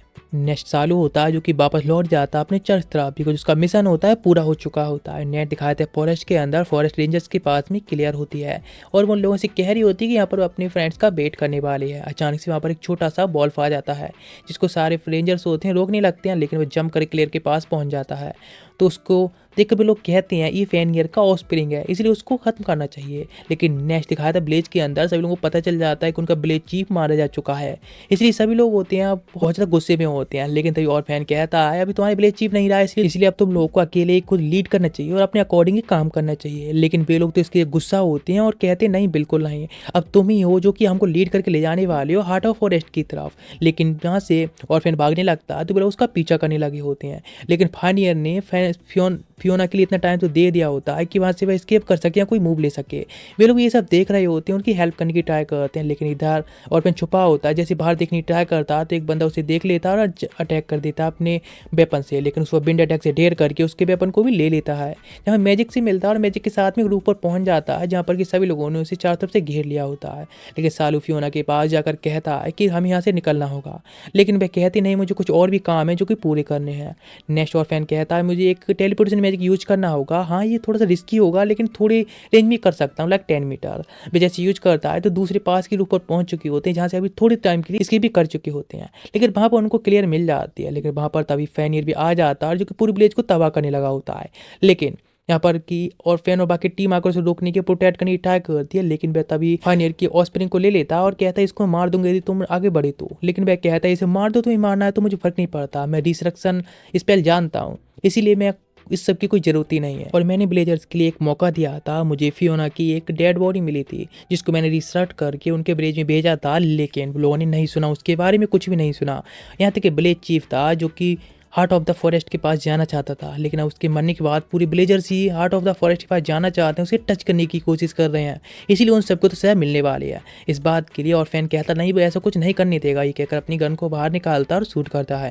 लेकिन उसकी जो गन के शॉट्स होते हैं बिल्कुल ही बेकार होते हैं उसके सामने। लेकिन वह अपनी माइंड मैजिक से अटैक कर देता है जिसकी वजह से वह अपनी एक स्पेल यूज करके बच जाता है और कहता है मुझे पता है तुम्हारी स्पेल किस तरह से वर्क करती है, तुम मेरी आंखों द्वारा ही उस स्पेल को यूज करते हो, इसलिए यदि मैं विजन को थोड़ा कम कर दूंगा तो आसानी से ही तुम्हारा स्पेल तोड़ सकता हूँ। जैसे कि मैजिक ने तब लाइट रिफ्लेक्शन मैजिक यूज करके पीक करने की ट्राई की थी, इसलिए रिफ्लेक्शन मैजिक दोबारा यूज करने के लिए कहता है, वह सेम करता है। चार तरफ से मैजिक यूज करने के बाद एक मैजिक यूज करता है और अटैक करता है, जिससे बहुत खतरनाक अटैक होता है और अभी फाइनली ढेर हो चुका होता है। फिर वह कहता है ठीक है मैं तुम्हें भी अभी एक बार मौका दूंगा, अभी तो चाइल्ड मैन की वजह से मैंने एक बार वादा किया था कि मैं ऑर्फेन को छोड़ दूंगा, इसलिए अभी तुम्हें यहाँ से निकल जाना चाहिए। लेकिन मैं उन सबको नहीं छोड़ने वाला हूँ। लेकिन फियोना आगे सामने आती है और कहती नहीं, वह खुद को सेक्रीफाइस कर देगी ब्लेजर्स को सेव करने के लिए, इसीलिए उसको रोकने आई है, वह यहाँ पर ऐसा नहीं कर सकता। लेकिन वह कहता है कि अब उसको और कंट्रोल नहीं कर सकता, इसलिए पहले से खत्म करना ठीक है। अटैक कर देता है, इस पर दूर गिरते हैं। लेकिन तभी क्लियर उससे छोटे बॉल को ऊपर करती है और उससे एक स्पेल यूज करने लगती है, जिस वजह से वह पूरी तरह से वहाँ से एकदम खत्म हो जाता है धीरे धीरे करके। लेकिन तभी दिखाया था दो डोर्स होती है कि अंडरग्राउंड से निकल के आते हैं और कहते हैं शायद ऑर्फेन को तो उस फेनियर ने ही ठिकाने लगा दिया होगा। लेकिन ऑर्फेन आकर कहता है मेरी डेप्थ को भूल तो नहीं गए, रिपेयर तो करना ही होगा। नेट सभी लोग आ चुके होते हैं तो फियोना कहती है कि अभी उसको और दूसरी जगह पर जाना होगा सारे ब्लेजर्स को लेकर, इसलिए उसे यहाँ से निकलना होगा। लेकिन मैजिक से कहती है तुम आगे चल के एक ग्रेटेस्ट स्वॉर्डमैन और मैजिशियन बनोगे। नेक्स्ट भी लोग वहाँ से निकल चुकी होती हैं तो बात कर रहा होता है कि मुझे फियोना की भी चिंता हो रही है, लेकिन वह एक ग्रेटेस्ट स्वॉर्डमैन या सॉर्सर बनना चाहता है, इसीलिए वह उसको पीछे भी नहीं जा सकता है। लेकिन तभी पीछे से आ जाती है क्लियर और उसके पास में बॉल भी होता है, तो उसे देखकर वह कहता है लगता है एक और पेट होगा, मुझे भरना हुआ उसको भी। नेक्स्ट प्रिंसिपल की बातें सोचने लगता है जिन्होंने कहा था और फैन से ये आगे चल के तुम अपने टीचर को भी सरपास कर दोगे। लेकिन अभी वह सोच रहा होता है कि शायद ये उसके लिए बहुत ज़्यादा मुश्किल होने वाला है। नेक्स्ट पहुंच चुकी होती है फैंग टावर के पास में और मैजिक से कहता है कि तुम्हें यहीं पर आगे चल के ट्रेनिंग लेनी होगी। नेट दिखाया था फैंग टावर के अंदर जहाँ पर कि 5th एल्डर को असैसिनेट कर दिया गया होता है, इसीलिए खतरा होता है सारे एल्डर्स के ऊपर मंडरा रहा होता है, इसलिए सब लोग इसको जल्द से रिसॉल्व करना चाहते हैं कि एल्डर कहते हैं इस मैटर को जल्द से जल्द सॉल्व किया जाए, चाहे इसके लिए कितने ज़्यादा हार्ड तौर पर जाना पड़े। लेकिन दिखाया था चाइल्ड मैन का लास्ट स्टूडेंट होता है फोर्ट, अगर कहता है जब से चाइल्ड मैन एलिजी को हराने के लिए गए हैं तब से ये सब इंसिडेंट स्टार्ट हुए हैं। लेकिन दिखाता है टेस्ट जो कि सच में एक ब्यूटीफुल वुमन बन चुकी होती है। वह कहती है वैसे तुम्हें क्या लगता है इन सारे जो भी इंसिडेंट है उसके बारे में कि एजली को सच में चाइल्डहुड ने मार दिया है, सक्सेसफुल रहे। वे एक फोटो को दिखाती हुई कहते हैं मेरे ख्याल से जो किलर हो सकता है भाई ये हो सकता है ब्लैक हेयर वाला बॉय। मुझे लगता है कि ये सब यही कर रहा है और फैन उसका शक होता है बिकॉज जिस तरह से चाइल्ड मैन ने उसकी सिस्टर को मार दिया, इसलिए वह सभी एल्डर से धीरे धीरे करके असैसिनेट करके उनसे बदला ले रहा है, इसीलिए उसको एक बार तो और फैन से मिलना ही होगा। नेक्स्ट दिखाया तो अपने हॉर्स की कुछ देखभाल कर रहा होता है, जाने से ब्लास्ट होता है जंगल में, जहाँ पर कि मैजिक ने क्लियर की कुकिंग्स की मजाक बनाया होता है, इसीलिए अब बॉल को यूज करके एक अटैक करा होता है, ब्लास्ट होता है। अब काफी अच्छी हो चुकी होती है बॉल मैजिक यूज करने में। नेक्स्ट पे कहता है शायद फॉरेस्ट रेंजर हमें नहीं छोड़ेंगे और जाकर उनसे बात करने की ट्राई करता है तो पता चलता है ये एक सॉर्सरर है, यदि उसने चर्च को दे दिया तो सॉर्सर को बिल्कुल ही खत्म कर देंगे, इसीलिए कहते हैं अभी तुम यहाँ से चले जाओ, मैं प्रिटेंड करूंगा कि मैंने तुम्हें देखा ही नहीं है। नेक्स्ट तो बाहर याद आता है अरे मेरा नेकलेस कहाँ गया, अंदर जाकर देखता है तो पहले से ही उस फॉरेस्ट रेंजर को अंट कर दिया गया होता है। नेक्स्ट देखता है तो एक मैसेज के पास में उसका नेकलेस भी लटका होता है जिस पर एक उसके लिए एक मैसेज लिखा होता है।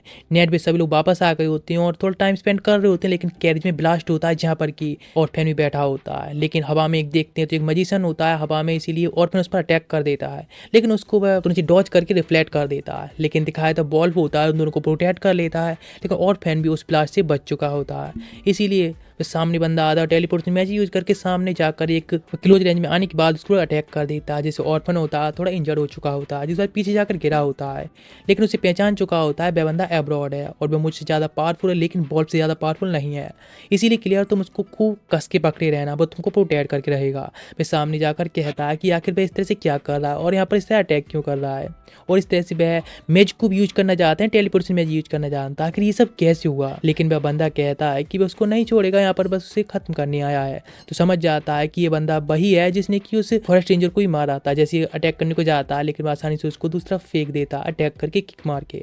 लेकिन तभी जब बॉल अटैक करता है तो उसको डायरेक्ट हिट लेता है और उस अटैक को रिफ्लेक्ट भी कर देता है, जो अटैक जाकर क्लियर को लगने वाला होता है, लेकिन अचानक से उसकी नाइफ आकर लगता है जिस अटैक थोड़ी तरफ डिस्टर्ब हो जाता है, लेकिन जहाँ से टिस आती है और वो उसे रुकने के लिए कहते हैं। और तभी दिखाया जाता है बंदा अपना चेहरा दिखाता है तो उसका चेहरा होता है 5 साल पहले जैसा और फैन का चेहरा हुआ करता था सेम वैसा होता है। नेक्स्ट वो लोग कैरेज के अंदर बैठ जाते हैं जहाँ पर कि सब लोग बात करते जा रहे होते हैं अपने सिबलिंग्स के बारे में, सभी दोनों लोग ही इंट्रोडक्शन दे रहे होते हैं, अपनी स्टोरी बता रहे होते हैं। वे पूछने लगती है आखिर 5 साल में और फैन तुम तो काफ़ी ज़्यादा बदल चुकी हो, तुम्हारे अंदर काफ़ी सारे चेंजेस भी आ चुके हैं। इस तरह से पास्ट की बात के दौरान जब सिटी गेट पर पहुंचती है तो अपनी पहचान दिखाकर टिस लोगों को प्रोटेक्ट करती है और अंदर एंट्री करा देती है। लेकिन ऑर्फेन पूछता है कि आखिर यहाँ पर इतनी ज़्यादा सिक्योरिटी क्यों है, इतनी ज़्यादा हाई सिक्योरिटी। तो ताएं लगती है काफ़ी सारे असैसिनेशन के अटैक्स हो चुकी हैं, जो कि सॉर्सर को मारा जा रहा है, इसीलिए सभी लोगों के लिए काफ़ी हाईलाइट कर दिया गया है। यहाँ तक कि बड़ी जो अथॉरिटी के लोग हैं वे लोग यहाँ पर रह रहे हैं और बड़े बड़े मेंशंस में रह रहे हैं खुद को प्रोटेक्ट करने के लिए। यहाँ तक कि सॉर्सर्स हैं उसको भी एक बड़ा बड़ा मेंशन दिया गया है, चाइल्ड मैन का मेंशन है, उसमें भी काफ़ी सारे लोग हैं इस बारे में इन्वेस्टिगेशन कर रहे हैं। लेकिन उन्हें शक है कि शायद इसमें चर्च का भी हाथ हो सकता है इन असैसिनेशन में, इसीलिए मैटर काफ़ी ज़्यादा बढ़ता जा रहा है। लेकिन इस असैसिनेशन के पीछे ऑर्फेन का भी हाथ हो सकता है, ऐसा फोर्ड का मानना है। बिकॉज हमने जब इन्वेस्टिगेशन की तो हमें एक स्वाड मिली थी चाइल्ड मैन की, जिसे हमें देखकर ये पता चला कि शायद एजली ने या फिर ऑर्फेन दोनों में से एक ही ने चाइल्ड मैन को मारा है। तो इसमें एजली हो सकती है, इसके बारे में शक है। लेकिन अभी तुम्हें देखकर लगता है कि ऐसा कुछ नहीं है, मतलब तुम तो किलर नहीं हो, इसीलिए वे एक मेंशन पे पहुंच जाती हैं और जो कि ये उसका प्राइवेट मेंशन होता है। और वह कहती है यहाँ पे सारे जो भी लोग होते हैं वह हमेशा ही हर किसी को टावर ऑफ फैंग में भेजना पसंद नहीं करते हैं अपने चाइल्ड को स्टडी के लिए। और इस तरफ बढ़ते जाते हैं तो उसे उसकी कैट मिलती है जो कि 5 साल पुरानी ही। जब उसके पास जाता है तो उसको बिल्कुल पहचानने से मना कर देती है। यहाँ पर बहुत सारी स्ट्रेंज चीज़ें होती हैं जिसको हमेशा टिस इकट्ठा करती थी। लेकिन दिखाते एक एल्बम होती है जिसमें कि उनकी पास्ट के फोटो जो होते हैं और जिसको मैजिक और क्लियर देखने लगते हैं। तो बताता है टिस, एजली और मैं, हम लोग एक फैमिली की तरह थे। तो ये बिल्कुल सिबलिंग्स थे जो कि एक साथ में रहा करते थे और यहाँ तक कि टावर ऑफ फैंग में भी साथ में स्टडी किया करते थे, ट्रेनिंग करते थे। नेक्स्ट वे जाती है और कहती है मुझे थोड़ा जाना होगा और टावर में जाकर रिपोर्ट करनी होगी कि ऑर्फेन किलर नहीं है।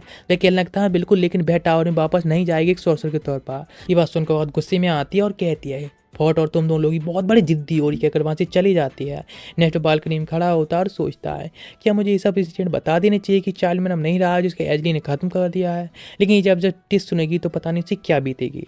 नेक्स्ट उसे उसका पास्ट का 5 साल पहले वाला ऑर्फेन होता है, दिखता है तो उससे बात करने के लिए चला जाता है कि आखिर वह कौन है, जिसके बारे में पता चलता है कि वह क्राइलैन है। और वह कहता है कि वह सेम उसकी तरह ही दिखता है 5 साल पहले, लेकिन उसके पास में चाइल्ड मैन की हर एक स्किल्स है, यहाँ तक कि असैसिनेशन स्किल्स भी हैं। इधर टिस ने सारी इन्फॉर्मेशन होती है फॉट को दे दी होती है कि ऑर्फेन किलर नहीं है, बल्कि उसकी तरह ही सेम दिखने वाला यानी 5 साल ओल्ड दिखने वाला ऑर्फेन है जो कि सेम उसकी तरह ही है। लेकिन वो उसकी पावर दिख गया तो बहुत ज़्यादा स्ट्रॉन्गेस्ट भाई असैसिन है।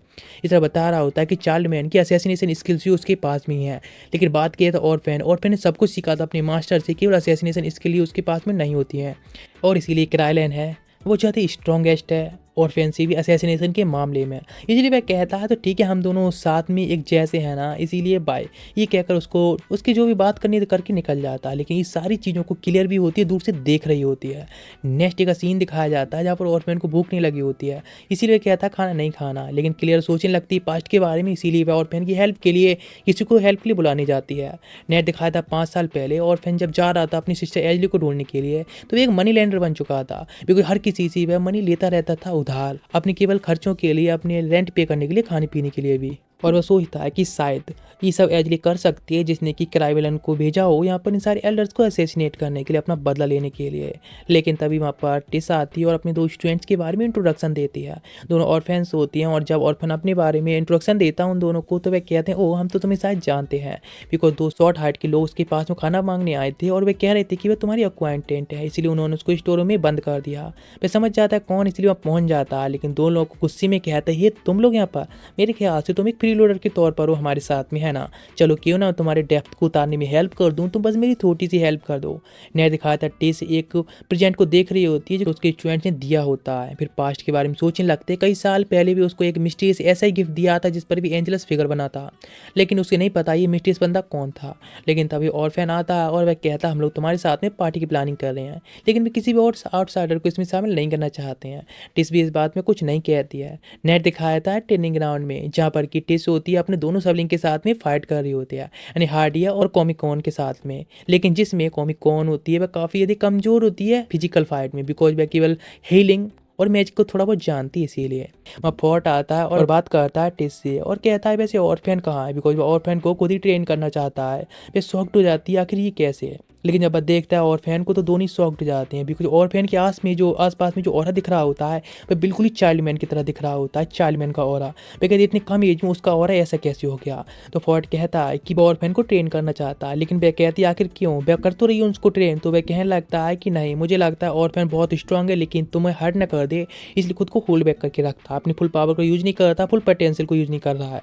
वह काफ़ी यदि आगे ट्रेनिंग करके काफ़ी आगे बढ़ सकता है, लेकिन तुम्हें हर्ट ना करने की वजह से वह हर्ट ट्रेनिंग नहीं करता है। इधर दिखाया था टिस, वह उससे कहती है मेरे साथ में फुल पावर से अटैक करो, अटैक करना स्टार्ट करती है, लेकिन वह डॉज और ब्लॉक कर रहा होता है, सारे ब्लोज को रोक रहा होता है। वह कहती है मुझे पता है तुम अपने सारे पावर्स को होल्ड बैक करके फाइट कर रहे हो, इसलिए मैं चाहती हूँ तो फुल पावर से अटैक करो। तभी उस पर जैसे पंच मारती है तो उसे वह डॉज करता है और एक पंच मार देता है, जिस पंच के साथ में टिस होती है पीछे जाकर गिरी होती है बहुत दूर। तो वे समझ जाते कि यहाँ सच में जो और फैन है अपनी पावर्स को बहुत होल्ड बैक करके फाइट कर रहा था, मतलब वह पहले बहुत स्ट्रॉन्गेस्ट बन चुका है। लेकिन इधर प्रेजेंट का सीन दिखाया जाता है जहाँ टिस बैठी होती है, उसी गिफ्ट को देख रही होती है जिसके पास एक लेटर होता है भाई इतनी सालों पुराना। उसकी हैंड राइटिंग देखकर कहता है ये तो भाई बोर्डिंग लेटर जैसी ही हैंड राइटिंग है, सेम राइटिंग है। दोनों डोर्स होते हैं क्लियर के साथ में, उस किलर को ढूंढने की ट्राई कर रही होती है जिस असेसिन के बारे में ऑर्फेन ने कहा था सर्च करने के लिए। टिस बैठी होती है और वह पूछ रही होती है ऑर्फेन से हमें क्या करना चाहिए, बिकॉज अभी फैंग टावर पूरी तरह से लगभग बंद ही हो चुका है, बिकॉज अभी चाइल्ड मैन 2 महीने से गायब हो चुका है, एंजली खत्म हो चुकी है या फिर वह भी नहीं है, तुम भी उस टावर छोड़ आई हो, फोर्ट इकलौता बचा है जिसको चलाने की ट्राई कर रहा है। बात की हार्टिया की जो कि एक पास की विलेज में एक असिस्टेंट के तौर पर काम कर रही है, और जब से कॉमिकॉन मरी है जो कि सब कुछ संभालती थी तब से तो ये सारा टावर ही बंद हो चुका है। तो इस बात पर हमें समझ नहीं आ रहा आखिर क्या करना चाहिए। चाइल्ड मैन के बारे में सब कुछ पता होता है और उनको, लेकिन वो कुछ भी नहीं बताना चाहता है। नेट दिखाया था क्लियर उन दोनों बंदों के साथ ही बैठकर कुछ खाना खा रही होती है, लेकिन 3 लोग आते हैं मास्क मैन, और जो कि क्लियर और उसकी बॉट को भी पर बेहोश करके उसको वहाँ से किडनैप करके ले जाते हैं। इधर दिखाया जाता है और फैन जो कहता है टिस से कि फोर्ट के इंटेलिजेंट नेटवर्क को 2 लोग इंटरप्ट कर सकते हैं, यहाँ तो वह खुद करे या फिर चाइल्ड मैन करे, बिकॉज चाइल्ड मैन है वह तो अभी आने से रहा, तो इसीलिए बचा फोर्ट जो कि इतने ज़्यादा ही बेकार बंदा है कि इतना कमज़ोर कि वह किसी को मार ही नहीं सकता है। नेक्स्ट वहाँ पर आ जाते दोनों डोर्स और बताते हैं क्लियर को किडनैप कर लिया गया है। इस बात पर सब लोग शॉक्ड होते हैं और तभी और फैन कहता है कि वे जा रहा है उसको सेव करने के लिए।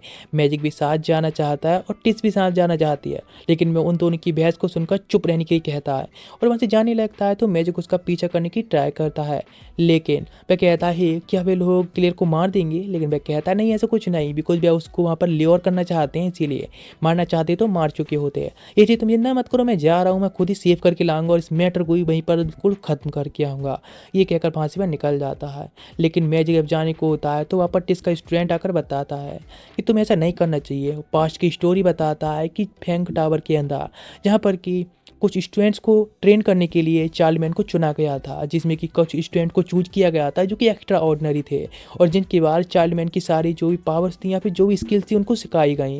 वे सारे लोग काफ़ी ज़्यादा स्ट्रॉन्गेस्ट बन चुके थे, लेकिन उन सब के इतने स्ट्रॉन्गेस्ट होने के बाद भी उन सभी के अंदर एक वीकनेस थी जो कि किसी को भी जान से ना मारने की वीकनेस थी। इसीलिए और फैन था जो कि इस टावर को छोड़कर जाने लगा था अपनी एंजेलिका सिस्टर को ढूंढने के लिए, लेकिन तभी टावर के लोग कुछ लोगों को भेजने लगे जिससे कि ऑर्फन को वापस ला सकें। उनका मानना था जो भी फॉलोअर्स थे उनको ऑर्फन ने मारा, उनको वही मरते हुए छोड़कर वहाँ से निकल गया। मैजिक कहता है ऐसा ऑर्फन नहीं करेगा, कोई और ही होगा, बिकॉज ऑर्फन को अच्छे से जानता है और इसीलिए वो ऑर्फन की हेल्प भी करना चाहता है। यहाँ पर टिस आ जाती है और कहती है ऑफकोर्स वे भी हेल्प करना चाहती है। ऑर्फन खड़ा होता है चार्ली मैन गेट के सामने जिसके अंदर किरायलन ने उसे बुलाया होता है। वह कहता है कि मेरे अंदर केवल एक ही वीकनेस है जो कि लोगों को ना मारने की, लेकिन मेरा जो क्लोन है उसने ये वीकनेस को भी ओवर पावर कर लिया, इसीलिए वह मुझसे थोड़ा सा आगे बढ़ चुका है। लेकिन मैं उसको ये साबित करके दिखाऊंगा कि जो मारने की ना मारने की वीकनेस है उसके बाद भी उसको हरा सकता है। दरवाजे को तोड़ते हुए आगे तरफ चला जाता है और तभी छत को तोड़ता है और ऊपर छत से एंट्री लेता है अंदर की तरफ। रूप टॉप से एंट्री लेते ही किरायलन उस पर वेट कर रहा होता है, अटैक करता है। उनकी पावरफुल अटैक्स होती हैं जो कि एक दूसरे पर कर रहे होते हैं। किरायलन कहता है कि उसको एजली ने बनाया है, इसीलिए उसकी खुद की कुछ कॉन्शियसनेस भी है, कुछ पावर्स हैं, खुद की इच्छाएं, इसीलिए वह हमेशा ही उसको खत्म कर देगा हमेशा के लिए और उसके बाद में एजली का हमेशा ही साथ देगा। इसीलिए अब तुम पूर्ते से खत्म होने वाले और सास्ते से हटोगे। ये बात सुनकर वह तुरंत ही अपनी नाइफ को निकाल लेता है और फिर अटैक कर देता। दोनों जब नाइफ से अटैक कर रहे होते हैं फिर भी शॉर्ट रेंज में भी मैजिक यूज कर रहे होते हैं, जिसके बाद दोनों एक दूसरे पर नाइफ से अटैक करते हैं और वह उसके हाथ को भी कट कर देता है। और तभी ऑर्फन कहता है मैंने तुम्हें मारने के लिए 3 रास्ते चूज किए थे, पहले मैंने जो सोचा था वो तो वर्क ही नहीं करता, इसलिए उसके बारे में नहीं सोचा और दूसरे से तुम्हें नाइफ से अटैक कर देता है लॉन्ग रेंज के लिए, लेकिन वो उसे डॉज कर लेता है। क्लोज रेंज में जाकर उसके कॉलर को पकड़ता है और उसे ढेर करने लगता है और कहता है कि तुम अब नहीं बचोगे, मुझे पता था ही वर्क करेगा। लेकिन तभी शॉर्ट रेंज में मैजिक से यूज करने लगता है जिससे कि वह किसी तरह भी डॉज नहीं कर सकता है। लेकिन इधर दिखाया था टेस जो कि पुलिसमैन के साथ में ऑर्फेन की हेल्प करने के लिए आ रही होती है। इधर दिखाया था ऑर्फेन जो स्टोरी में पढ़ा होता है चाइल्ड मैन के, जब वह जागता है तो क्राइलिन होता है बताने लगता है पास्ट के बारे में कि चाइल्ड मैन का एक पपेट हुआ करता था जिसको उसने बनाया था, लेकिन एक मैजिक स्पेल के साथ में उसको चलाया जा सकता था, रिमोट से कंट्रोल कर सकते थे, लेकिन जो इतना स्ट्रॉन्गेस्ट था। लेकिन तभी एजली ने उसको होली स्वॉर्ड के साथ में कंपेयर करके और खुद उसको ही पपेट में बदल दिया, जो कि सेम ऑर्फेन की तरह दिखता है और उसके अंदर खुद की कॉन्शियसनेस भी है। इधर दिखाया था क्लियर एक स्पेल द्वारा अनकॉन्शियस हो चुकी होती है, इसीलिए वहीं पर बस पड़ी होती है। ऑर्फेन कहता है कि अब नहीं बचने वाला, अपनी होली स्वॉर्ड के साथ अटैक करने तैयार होता है। ऑर्फेन कहता है कि ठीक, वही कहकर अब उसके पास जो तीसरा तरीका होता है उसे मारने का भी यूज करता है। शॉर्ट रेंज में उस स्वॉर्ड की पावर पर स्पेल यूज करके उसको ढेर कर देता है। उसके चेहरे पर जाकर वह किक मारता है, उससे कुछ नहीं सुनता और उसको ब्लीडिंग होने लगती है। लेकिन उसके बाद देखता है कि कोई हलचल नहीं हो रही है, समझ जाता है कि पपेट ही था और इसीलिए उसको ढेर करने के बाद भी वह कहता है मुझे फ़र्क नहीं पड़ता यदि इस तरह से लोगों को मार पाऊँ या नहीं, मेरा डर के बाद भी। इधर देखा है टेस्ट जो कि अभी आ रहे होती हैं हेल्प करने के लिए ऑर्फेन की, लेकिन उन्हें नहीं पता होता ऑर्फेन कहाँ पर है। लेकिन इधर क्राइलिन जो कि दोबारा से रिवाइव हो जाता है और जो कि अभी मरना ही नहीं चाह रहा होता है, उसको सीधा डिटर्मिनेशन होती है कि वह ऑर्फेन को ख़त्म कर देगा। दोनों अपने मैजिक के साथ में अटैक करने लगे होते हैं, जो कि पावरफुल से पावरफुल स्पेल को यूज कर रहे होते हैं, अपनी फुल पावर के साथ में अटैक कर रहे होते हैं। और हाँ, ऑर्फेन इसमें जीत भी चुका होता है। इस ब्लास्ट के साथ में टिस पहचान जाती कि ये वॉर खत्म हो चुकी है, इसी बोल स्पीड से जाने लगे होते हैं। लेकिन मैजिक वहाँ से एक बुक को उठाकर साथ में निकल जाता है। पता चलता है जो पपेट होता है ढेर हो चुका होता है, लेकिन वहाँ पर एजली आती है और कहती है हाँ ये पपेट सच में इन लोगों को मार रहा था और यही था, लेकिन उसके अंदर खुद की एक कॉन्शियसनेस है, इसलिए मैंने उसको इस तरह से किसी एल्डर को मारने के लिए नहीं कहा, ये सब खुद ये सब कर रहा है। उस पपेट को वहाँ से रिसर्ट करती है और ऑर्फेन से कहती है कि इस तरह से तुम मुझे देख रहे हो कि शायद तुम मुझे खत्म करना चाहते हो। वह कहने लगता है ऐसा कुछ नहीं है, मैं बस तुम्हारे साथ रहना चाहता हूँ और तुम्हें वापस लाना चाहता हूँ। वह कहते हैं हाँ बिल्कुल, मैं भी चाहती हूँ कि तुम मेरे साथ में आ जाओ। और वैसे जिस तरह की तुम्हारी जो स्टोरी थी ना, कि जिस तरह से तुमने लोगों को मार दिया और छोड़ दिया, वह सच में सच्ची थी। बिकॉज चाइल्ड मैन इकलौते थे जिन्होंने कि तुम अकेले को ही सारे मैजिक सिखाए, यहाँ तक कि माइंड कंट्रोल तरह का मैजिक भी तुम्हें सिखाया था, वाइट मैजिक की तरह की फाइट करती है तुम्हें सिखाया था, बिकॉज तुम इकलौते थे जो कि मुझे कंट्रोल कर सकते थे। लेकिन वह कहता चाइल्ड मैन का ऐसा कुछ उद्देश्य नहीं था कि तुम्हें कंट्रोल किए जा सके, मैं तो बस तुम्हारे साथ रहना चाहता हूँ, तुम्हारे साथ में एक फैमिली के तौर पर रहना चाहता हूँ, तुम्हारी बनाई हुई होम डिशेस को खाना चाहता हूँ, इसीलिए तुम वापस आ जाओ प्लीज़, हम साथ में रहेंगे। लेकिन वह कहती नहीं, मैं चाहती हूँ कि तुम मेरे साथ में आ जाओ, मुझे फॉलो करो, बिकॉज इकलौते तुम हो जिसको मैं समझ सकती हूँ। उसे पता होता अब क्लियर की स्पेल खत्म होने वाली है, वो होश में आने वाली है, इसीलिए कहती नेक्स्ट टाइम हम मिलेंगे। और एक बाइक करके चले जाती और ना ही वह अभी टिस से भी सामने आना चाहती है, ना उसको मिलना चाहती है। जैसे जब लोग अंदर पहुंची होते हैं टिस और मैजिक, तो वहाँ पर ऑर्फेन ही पड़ा होता है, उसको घर वापस ले आते हैं, लेकिन उसको इतनी बैंडेज लगी होती हैं, लेकिन फिर वो वॉमिट कर रहा होता है बिकॉज क्लियर ने जो भी खाना बनाया होता है बहुत बेकार होता है। क्लियर बाहर होती है बिकॉज वह ऑर्फेन द्वारा एक पंच नहीं खाना चाहती उसके खाने के लिए, तो यहाँ पर वह पहुँच जाती है। लेकिन तो टिस के पास जाती है और टिस उसे कुछ सलाह देती है किस तरह से खाना है, किस तरह से चेंजेस वगैरह करके वो खाना ठीक बना सकती है। वह कहती है ठीक। नेट दिखाया जाता है फैंग टावर के अंदर, जहाँ पर एक और सेशन होता है जो कि बहुत सारे और लोगों को ही मार रहा होता है। इधर दिखाया था ऑर्फेन तैयारी करने लगता है जिसकी वहाँ से अब जाने वाला होता है ये सब घर छोड़कर, लेकिन उसके सामने का सेशन आ चुका होता है, न्यू जो उस पर अटैक कर रहा होता है, तो उसे पता होता है कि वो किस पर अटैक कर रहा है। अचानक से उधर की साइड से मैजिक और क्लियर आने लगती है, तो उनको प्रोटेक्ट करने के लिए मैजिक यूज करता है, लेकिन असेसन पहले से वहाँ से भाग चुका होता है। इधर वो उसको कुछ खाना खिलाने की ट्राई कर रही होती है, जिसको हर बार मना कर रहा होता है। वो उसको खिलाने की ट्राई करती थी, जबरदस्ती उसके मुंह में ठूंस देती है, लेकिन वो कुछ और नहीं बल्कि वॉमिट ही करता है। लेकिन यहाँ पर टिस आती है और कहती है तुम चुप रहो, इस तरह से तुम इतने नाटक कर रहे हो, तो पता है वह 2 दिनों से बिना सोए कोशिश कर रही है तुम्हारे लिए खाना बनाने की। नेट का सीन दिखाया था और आया होता टिस के पास और कहता है मुझे यहाँ से जाना होगा, बिकॉज असेसिनेशन के बारे में जो भी कल्प्रिट था उसका पता चल चुका है। एक पपेट है जो कि इसे असेसिनेट करने की ट्राई कर रहा है और उसको किसने एक्टिवेट किया है इसके बारे में मुझे नहीं पता है। लेकिन अब कॉर्टिस पहचान लेती कि वह कुछ छुपा रहा है और उसको पता है कि कौन इस सबको एक्टिवेट करने वाला है। लेकिन यदि एंजली का नाम सामने नहीं लाना चाहता है तो कोई दिक्कत नहीं, इसलिए उसको एक पेपर देती है, कहती है डॉक्यूमेंट से जिसको लेकर तुम जाओगे तो टावर में आसानी से चैन की लाइफ जी सकते हो, रह भी सकते हो, कोई तुमको कुछ नहीं कहने वाला है। लेकिन तुम मना करोगे तो टावर के बीच असेसन है वो तुम्हारे पीछे आएंगे अटैक करने को। वह कहता है ये पहले स्टार्ट हो चुका है। इधर दिखाया जाता है मैजिक उसी बुक को पढ़ रहा होता है जो चाइल्ड मैन ने घर से लाया होता है, लेकिन क्लियर उसे छीन लेती है और कहती है वो उसकी डायरी को पढ़ने की ट्राई कैसे कर रहा है। लेकिन वो उससे कहता है उसकी जो डायरी है उसके दूसरे हाथ में चेक करे जरा। इधर ऑर्फेन कहता है मैजिक से कि मैजिक को लेकर फेंग टावर जा रहा है। क्लियर भी जाना चाहती है तो ऑर्फेन उसको मना करता है। ऐसे क्लियर दोनों स्टूडेंट्स के साथ में बैठ जाती है और उनको एक टूर लेने के लिए कहती है सिटी का। इधर दिखाया था फेंग टावर के पास में ही दोनों डोर्स होती हैं जो कि फेंग टावर के सेफ के कुछ प्लोज को बेचने की ट्राई कर रहे थे क्लियर के और आने की वजह से। वे पूछते हैं कि ये क्या कर रहे हैं, तो वहाँ से वे तुरंत ही भाग जाते हैं अपने लेकर कि हम कहीं और कर लेंगे। नेक्स्ट वो बताने लगता है इस टावर के बारे में जहाँ पर सारी जो क्लासेस हैं किस तरह से चलती हैं, लेकिन उन सबसे ऊपर भी चार्लीमैन की क्लासेस चलती थी। चार्लीमैन सबसे ऊपर माना जाता था उसके स्टूडेंट्स भी, इसलिए सारे स्टूडेंट्स होते हैं उन स्टूडेंट्स को और चार्लीमैन को हेट करते थे इतना हाई पावर होने की वजह से। और चार्लीमैन के डिसअपीयर के बाद से ही पूरा टावर है अभी कियास में आ चुका है, उसके जो भी ऑर्डर्स हैं वे इधर उधर हो चुके हैं। इधर दिखाया जाता है ऑर्फन जब जा रहा होता है तो उससे पूछता है क्या तुम्हारे कोई दुश्मन तो नहीं है। इस बात पर टिस कहती है नहीं ऐसे कोई दुश्मन तो नहीं है। तो वो कहने लगता है शायद अभी जो कियास होने वाली है वो मेरी वजह से होने वाली है। उसके बाद पूरा होने से पहले उसके ऊपर बहुत सारे अटैक्स आने लगे होते हैं, पूरी कैरेज पर अटैक करने लगे तो मैजिक से उसको प्रोटेक्ट करने लगता है और अपनी पूरी कैरेज को सेफ ही कर लेता है। लेकिन बहुत सारे तभी लोग आ जाते हैं जिनको देखकर ऑर्फन कहता है मेरे ख्याल से ड्रैगन ट्राइब से ही हो सकते हैं। इसीलिए वो बाहर जाने के बाद सब लोग को ढेर भी कर देता है। आसानी से एक बंदे से पूछता है आखिर वे लोग यहाँ पर क्या कर रहे हैं, बिकॉज उसने तो किसी भी लोगों को विलेज में नहीं मारा था तुम्हारे ट्राइब के, आखिर वे लोग यहाँ पर बदला लेने आए तो फिर क्यों। उसने तो किसी की जान भी नहीं ली थी, लेकिन वह बंदा कुछ कहे उससे पहले ही वहाँ पर खत्म हो जाता है। और जिसको उसने खत्म किया होता है वह बंदा सामने आ जाता है और बताता है टावर के अंदर इतने सारे लोगों को असैसिनेशन किया था तो वह उसने किया था। भाई ये जो कि इन सबको मार रहा है, जिसको पहचान लेता और कहती तो कर्लिन का क्लास का है यानी हाइड्रेंट, जिसको पहले अधमरा हो गया था उसके बारे में। टिश्यू से पहचान लेती है आखिर वो यहाँ पर कर रहा है और ये सब क्यों कर रहा है। तो वो कहने लगता है ऑफ कोर्स भाई साहब बस बदला लेने के लिए कर रहा है। देन नेक्स्ट ऑर्फेन होता है जो कि फोर्ट के असिस्टेंट से बात करता है, फिर पहुंच जाता है फोर्ट के रूम में। फोर्ट कहता है मुझे पता था कि तुम यहाँ पर आओगे, बिकॉज उस अपने असिस्टेंट के साथ ही फाइनल वर्ड्स करना चाहता था। ऑर्फेन बताता है कि सब जो असिस्टेंट काम हो रही है वह करने क्लास से ही हाइड्रेंट है वह करने की ट्राई कर रहा है, वो सभी लोगों को मार रहा है जो कि लास्ट नाइट भी उसको असैसिनेट करने की ट्राई की गई थी। इस बात को वह कहता हाँ मुझे पता है, मैंने उन सभी लोगों के बारे में इन्फॉर्मेशन निकाली है। और फैन कहता हाँ बिल्कुल लोगों में से कुछ ड्रैगन ट्राइब के लोग भी हैं जो कि सब असैसिनेट करने की साथ में ही हाइड्रेंट के। वह कहने लगता हाँ मैंने सारी इन्फॉर्मेशन उसके बारे में निकाली है, लेकिन अभी मैंने जिस वजह से तुमको बुलाया है वह इस वजह से है। इसे देखो चला, यदि टिच को इसके बारे में पता चलेगा तो आखिर उसको क्या लगने वाला है, वो तो गुस्से में आने वाली है। नेट दिखाया था कर्नल की क्लास में जब गया होता है तो वहाँ कोई नहीं होता है, बस कर्लिन खड़ा होता है। कर्लिन कहता है कि मैं बस तुम्हारा ही वेट कर रहा था। और फैन कहता है कि हाइड्रेंट कहाँ पर है, तो वह कहता है हाइड्रेंट अभी यहाँ का स्टूडेंट नहीं बचा है और वैसे जो भी मर्डर करने की ट्राई कर रहा है भी जो भी कर रहा है तो उन सबको मैं बस रोक नहीं रहा हूँ, बस उसके साफ करने की मैं ही कोशिश कर रहा हूँ। और फैन कहता है तुम्हें पता है ना कि मैं उससे मारना नहीं चाहता हूँ। वह कहने लगता हाँ लेकिन तुम्हें तो पता ही होगा उसके बारे में, तुम्हारे बारे में मुझे पता है, अभी वैसी चाइल्ड मैन नहीं है जो कि उसको रोक भी सके। लेकिन इधर प्रेजेंट में उन सभी बातों के बाद में बैठा होता है, सोच रहा होता है कि फोर्ट के साथ में जो उसकी मीटिंग गई थी। लेकिन इधर मैजिक खुश होता है कि उसका रजिस्ट्रेशन लेटर जो कि उसने वहाँ पर पहुँचा दिया। इधर क्लियर जब जा रही होती है तो उसके ऊपर एक असैसिन अटैक करता है और फिर जब आप पहुँचा होता है तो क्लियर वहीं पड़ी होती है। तो उन दोनों लोगों से पूछता कि यहाँ क्या हुआ है, तो स्टूडेंट बताते हैं कि एक असैसिन ने अटैक करने की ट्राई की थी अभी।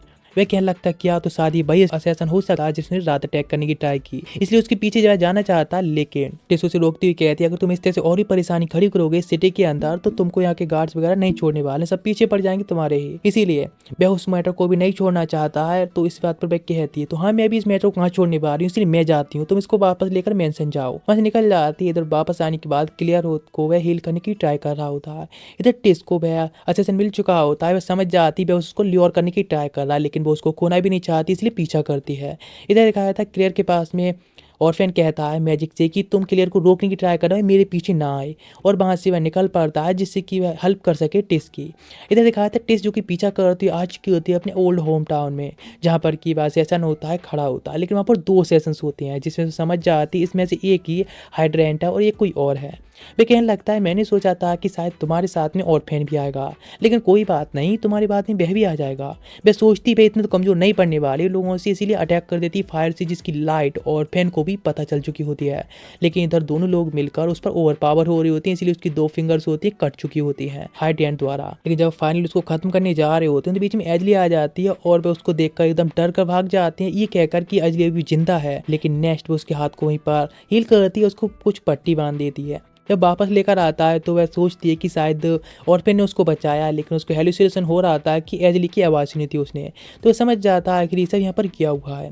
वह कहने लगता है उसके पीछे जाना है, लेकिन वह उसको रोकती है और कहते थे ना करने के लिए। वह कहती है इसके बारे में उस सारी खबर है फोर्ड को दे, जिसके बाद फोर्ड है जो कि हायर अप्स उसके बारे में बताएगा। लेकिन ऑर्फेन होता है जो कि वो लोगों के पीछे जाना चाहता है और लोगों को खत्म करना चाहता है, लेकिन बहुत गुस्से में होता है ये सब 2 बार होने की वजह से। लेकिन इस बात पर टिस होती है उसको किसी तरह की पुलिस एक्शन लेने से रोकना चाहती है और कहती है इस तरह से वह अपनी 2 फिंगर्स को खो चुकी है, कोई दिक्कत वाली बात नहीं, लेकिन वो उसको नहीं खो सकती है। इसलिए वह कहती है कि वो फोर्ट के पास में जाए और सारी खबर दे दे। वह हायर और पेरेंट्स को है उन सभी लोगों को उसके बारे में खबर देगा, और जो भी कॉरिकॉन की लोग हैं या फिर जो भी उसके साथ ही उन सभी को डील किया जाए साथ में। यदि यहाँ पर अभी कोमिकैन होती तो वह शायद उसके हाथ को हील कर देती, लेकिन जब से कोमिकैन उसको छोड़कर गई है तो धीरे धीरे करके लगभग हर कोई छोड़कर उसे जा चुका है, और अब वह नहीं चाहती कि और फैन भी है वो उसको अकेला छोड़ दे। इसीलिए नेट दिखाया था बार के साथ में गार्डन में, जहाँ पर कि एजली उससे मिलने आई होती है तो और फैन भी उसके पास मिलने जाता है। जब बताती है कि कर्लिन का प्लान है वो आगे बढ़ता जा रहा है, वह टावर के अंदर काफ़ी सारे एल्डर्स हैं उनको भी अपनी तरफ कर चुका है, इसीलिए हमको अब एल्डर्स के साथ में फाइट करनी होगी। तो पता है ना वह अपने प्लान को आगे बढ़ा रहा है, सारे एल्डर्स के साथ ही मिलकर उसका प्लान है कि पूरे टावर पर ही कब्जा कर लिया जाए, और जिसके बाद वह ब्राउन फैमिली की मैप को छीनना चाहता है। लेकिन पास्ट के बारे में बताती है हजारों साल पहले जो गॉड्स थे उनमें से एक गॉड सभी गॉड्स को मारना चाहता था, और जिसके बाद वह पावरफुल गॉड बनना चाहता था, और जो गॉड आगे चल के बना मैजिक ऑफ गॉड, जिसके बाद उसके उन सभी गॉड्स के जाने के बाद उसके भी जाने के बाद ये स्टोरी इस तरह से गायब होती गई। लेकिन किसी को भी पता नहीं इसके बारे में, लेकिन कुछ लोगों को भी पता है कि उस मैजिक ऑफ गॉड ने अपनी एक बुक को छोड़ दिया था पीछे, जिसको ही कर्लिन है ढूंढना चाहता है, और उसको लेने के बाद भी ये सब करना चाहता है। लेकिन उसको पता है ये बुक है वह पहले ब्राउन फैमिली में पता गई थी, लेकिन ब्राउन फैमिली के बाद से वह बुक गायब हो गई, जिसके बाद उसके बारे में केवल चाइल्डमैन को ही पता था। लेकिन हमें कुछ ऐसा याद आ रहा है कि वह जो बुक थी चाइल्डमैन के घर से शायद मैजिक को मिली थी, जिसको मैजिक पढ़ता है ना, शायद वही है ना। कमेंट करके बताओ, हाँ अभी कमेंट करो, जिससे आगे चल के सच ना पता चल पाए।